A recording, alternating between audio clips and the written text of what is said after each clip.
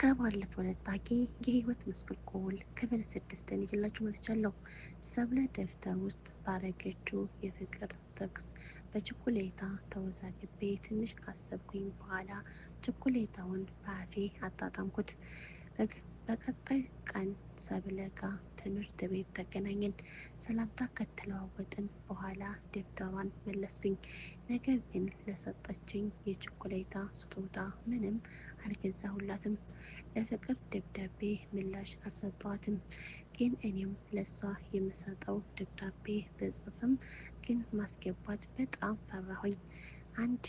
አንድ ግጥም ስንማር አስታውሳለሁ። ደብዳቤ መቅረጽ ስትችሉ ስናቅተን ደብዳቤ ቢጻፍም እንደ ልብ አይሆንም። እንገናኝ እና ልንገርሽ ሁሉንም ይላል።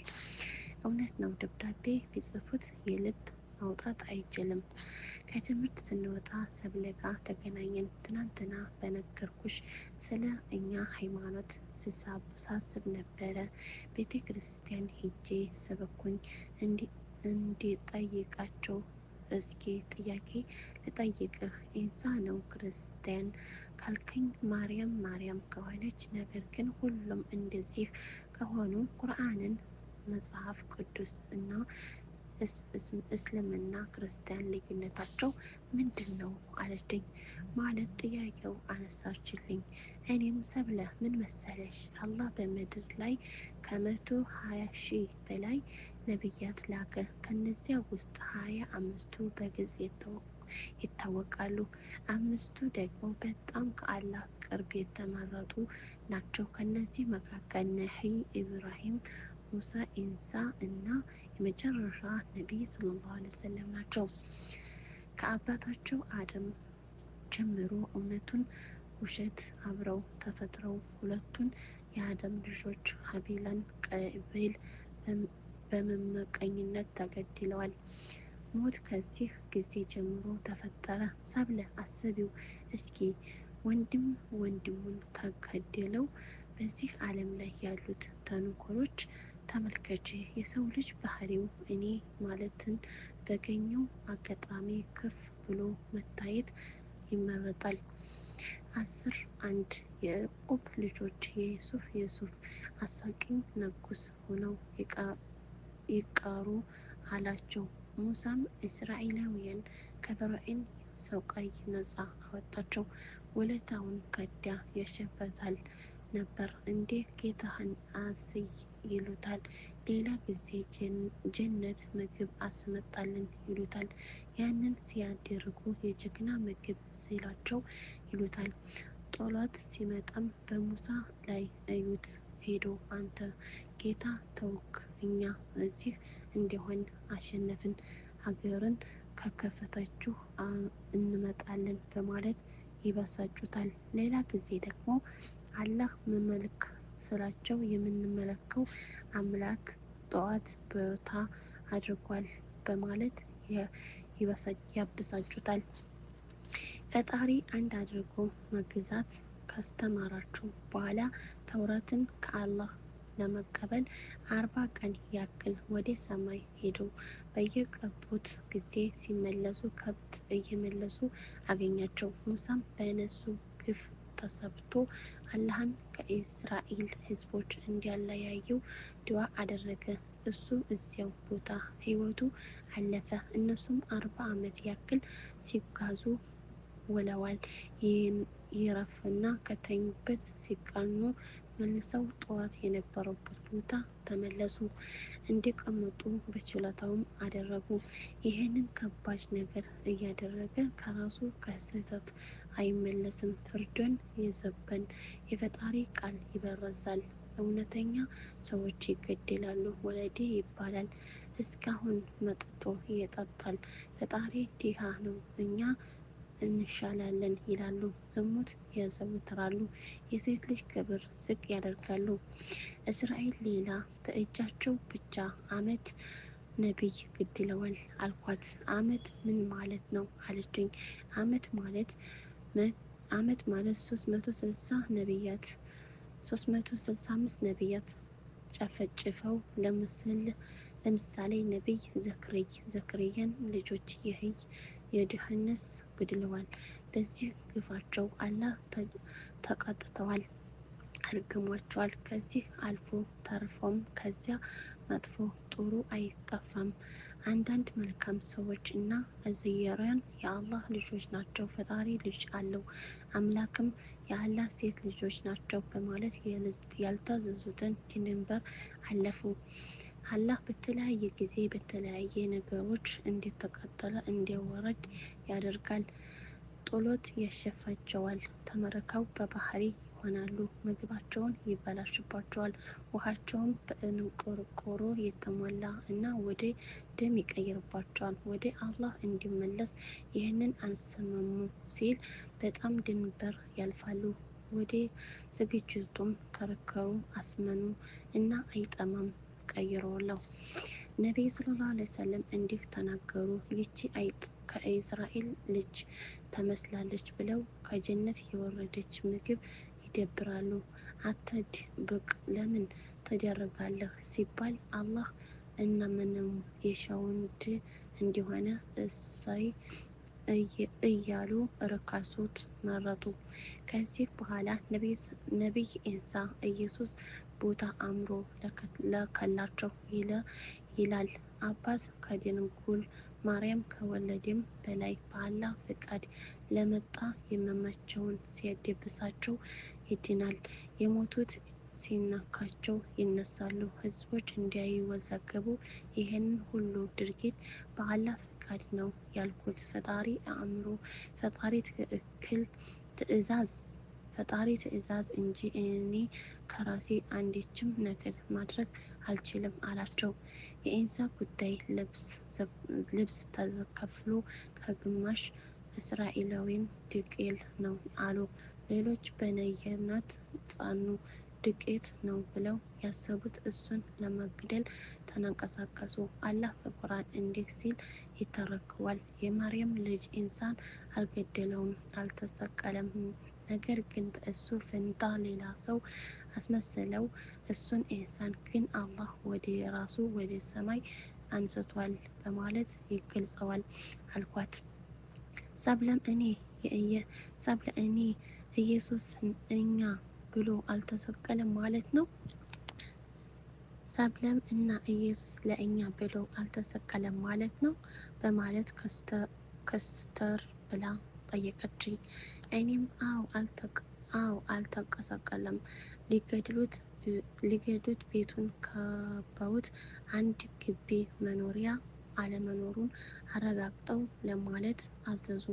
ያ ሰው ወደ ውስጥ ሲገባ ጥሩው ተከፍቶ ሰማይ ይታያል፣ ምንም የለም ብሎ ለመናገር ዘወር ሲል የኢሳን መልክ ከአንገቱ በላይ አለብሰው አፈኑም እንዳይነገር ያዘው።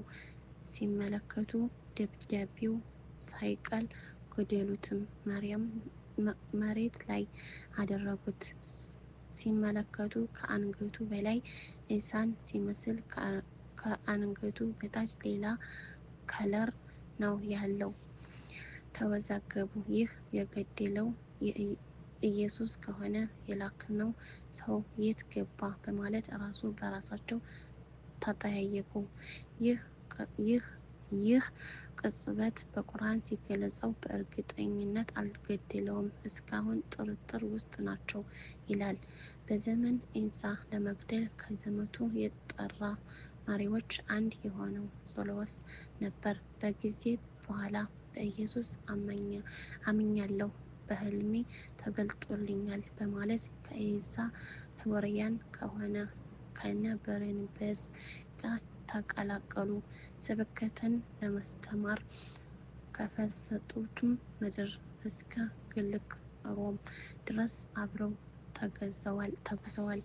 በርናባስ የኢሳ ወንጌል ብቻ ነው የሚሰብከው። ጸዋትም ደግሞ በንግግር አንደበት ርቱዕ ስለሆነ መፈለሰፍ ይወዳል።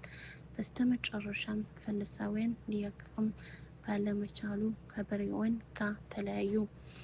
እንግዲህ ታሪኩ ሰፊ ቢሆንም ባጭሩ የአሁኑ ቤተ ክርስቲያን የቀረቀረው እና ሰለስን ያመጣው መስቀልን የፈጠረው እና ኢየሱስ ተሰቅሎ የሚል ፈላስፋን የፈጠረው ጸሎት ነው። ከእንበረንበስ በጊዜ ኢንሳ ወደ ሰማይ እንደማይደረግ ወሕይ መጥቶ ለሐዋርያን ነገራቸው ስለነበረ እውነቱን ያወቀ የግሪክ ፈለስተኞች ጋር የተጀመረ ጸሎት ሰበካ እስከ ንቀስ ገባኤ ድረስ አልኳት። ሰብለም ደግሞ የኒቅያውን ገቢ ምንድን ነው አለችኝ። እኔም በዘመኑ የነበረ ንጉሥ በርበሬ እና ጸሎት ተከታይ መካከል ፍርድ ለመስጠት ከሚለው ዓለም አማኝ ስብስብ በሰፊ ገበኤል ከተካሄደ በኋላ ፈጣሪ አንድ ነው ወይንስ ሰለስ ነው ተብሎ ይጠየቃሉ? አይጠየቁም። መሳቅል ምስር አለመሰራት ኢየሱስ ተሰቅሎ አልተሰቀለ በሚል ዙሪያ ለቀን ከተፈጠሩ በኋላ በጊዜ የነበረው የዓለም ንጉሥ ለእሱ የመቼም ሰለዋስ እንጸድቃለን በማለት አንድ መልክ ብለው የሚያምኑ የባረስን ወገን ሲባክ አምና ከልቡት አስፈላጊ ማድረግ ጀመሩ።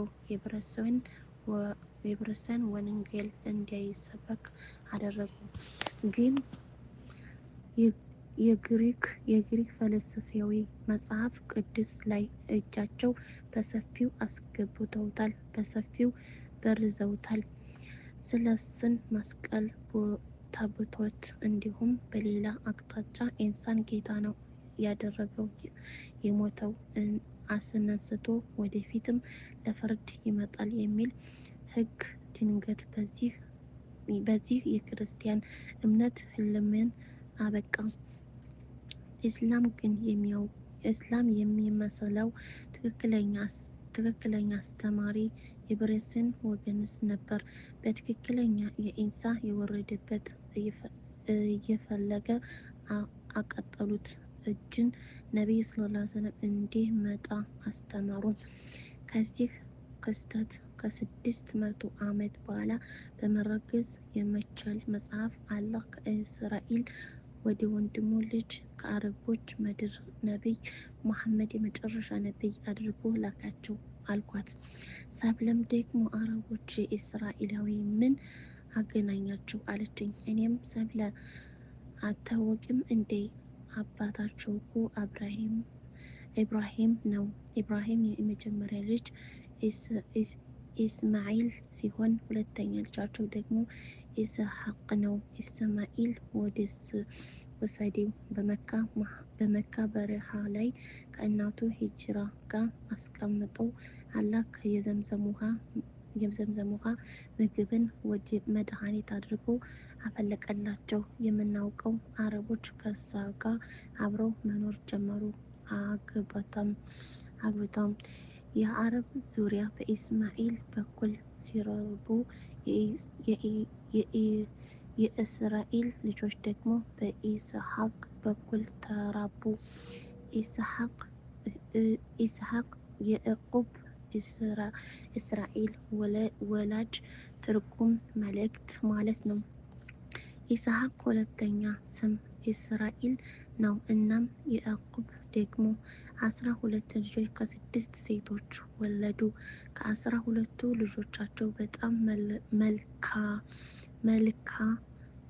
መልኩ የሚመስል ቆንጆ መልክ ያለው ልጅ ዩሱፍ ይባላል። እናቱ ልጅ ደግሞ ቢንያምን ነው። ከሌላ ከሚወልዱት መካከል አንዱ ወንድሙ ስሙ ይሁዳ ይባላል። ምን መጥፎ ስራ ቢሰራም መጨረሻ ላይ ወንድሞቹ ነቢይ ሆነዋል ተብሏል። እናም ከእስራኤል ልጆች ይሁድ የሚባለው ይሁዱ ዛሬ መረቢያ ነው። ስለዚህ ኢስሐቅ ኢስማኤል ደግሞ ወንድሞቹ ናቸው። አረቦች እስራኤል የወንድሙ ልጅ ናቸው ይላሉ። እምነት ነው። ስለዚህ ነቢይ ሰለላሁ ዐለይሂ ወሰለም በኋላ ሌላ ነቢይ አይላክም። ኢሳ በህይወት አለ። የውመል ቂያማ ሊደርስ ሲል ደጀል የሚባል ፈጣር ይመጣል። ደጀል ለመግደል እሱ ከሰማይ ሲወርድ የሚታደሩ በቁርአን ህግ ነው። ቁርአንም እንዳይበረዝ አላህ እንዲህ ሲል ቃል ገብቷል። እኛ ነን ይህንን ቁርአን ያወረድነው፣ እኛ እንደወረድነው እንዲያበረዝነው እኛው እንጠቀመዋለን በማለት ከወረዱት መጽሐፎች ሁሉ ሊጠብቅ ቃል ገባ። ምክንያቱም ሌሎች መጽሐፎች በሙሉ መጽሐፍ ቅዱስ ጨምሮ በርዞታል አልኳት። ሰብለም ድንዝዝ ብላ ራሷን ወደ ጎን ያወረችው የሚገርም ነው አለችኝ። ከዚያ ጊዜ ስለ ሃይማኖት ይሆን ካስተማርኩኝ በቃ ነው። እስኪ እኔም ቤተ ክርስቲያን አንዳንድ ጥያቄ እጠይቃችኋለሁ ብላኝ ተለያየን። ይህንን ቀን ነግቶ ትምህርት ቤት ተገናኘን። አብረን ስንመለስ በልቶ ዝም እንዴት ነህ አለችኝ። ትናንት የሰጠሁን ስጦታ አመሰግናለሁ እንኳን አይባልም እንዴ አለችኝ። እንዴ አልሰማሁ ዝም አልኳት። ምንድን ነው አንዋር እንዲያልሰማ ትሆናለህ እሳ አለችኝ። እኔን ግራ ገብቶኝ ነው ይቅርታ አልኳት። እና ይቅርታ ብሎ ነገር የለም ወይ ውጭ መልሱልኝ፣ በትምህርት አቅሜ ነው የገዛሁት ብላ ቀለደችብኝ። እኔም ምን አይነት ስጦታ ትፈልጊያለሽ አልኳት። እሷም ሁል ጊዜ መኖሪያ ቤት ደብቄ አስቀምጬ አንተን የማስታወስበት አለችኝ። ሰብለ እኔ እኮ የገጠር ልጅ ነኝ። በዚያ ላይ አባዬ ታዋቂ ሸህ ናቸው። የፈረስ ጠለፍ በሆነ ገባሽ ነው እንዳይሳቅብሽ አልኳት። እየቀለድክ እንዳተው አለችኝ። ሰብለ ግን እኔ ጋ እንደ መስትሽ መጠት ያለ ይመስለኛል። ሰብለ ማርያምን ኦሪጂናል ፍቅር እኮ ገጠር ነው ያለው አለችኝ። በውስጤ ያቺ ልጅማ አልተፈታችኝም አልኩኝ። እሷ እናያለን አልኳት እየቀለድኩ። እማ እንጨት ሰበራ በእንስራ ውሃ ቅጂ አገኘች አልኩ። የአንተ ሁኜ እናትን ባገለግላት ታዲያ አለችኝ። ሰብለም ቀጥላ አደረግ ፈጣሪ ብሎ ብንጋባ አንተ ጋር ገጠር ብንኖር አለችኝ። እኔም ገጠር ስገቢ ጸባይሽ ታይቶ ጥሩ ልጅ ከሆንሽ ውሃ ቀድተሽ መመጭበት አህያ ይገዛልሻል ስላት በሳቅ ሂዳ። ሰብለም እንደማንም ሳቋን እየተቆጣጠረች እንደዚህም አለ ማለት ነው ታዲያ አለችኝ። ሰብለ ልብ ቢፈልግም ለምን ፍቅር ተበየው ቢያዘኝም ሃይማኖት አንድ አይደለም። በእኛ ጊዜ ሌላ አበስ ደሴ ከተማ ላይ ክርስቲያን ሙስሊም እየተጋባ ልጅ ወልደው አብረው የሁለቱም ሃይማኖት በአንድ ቤት የሚኖሩ ልጆች ሲወለዱ ክርስቲያን የእስላም ውጭ ስም አውጥተው ከአደጋ በኋላ ሃይማኖት ራሳቸው መርጠው የሚይዙ ሰዎች ብዙ ቤት ይቆጥራሉ።